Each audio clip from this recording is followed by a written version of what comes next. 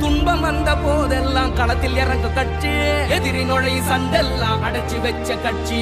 திராவிட முன்னேற்ற கழகம் அது எல்லாருக்கும் ஒன்னான குடும்பம்.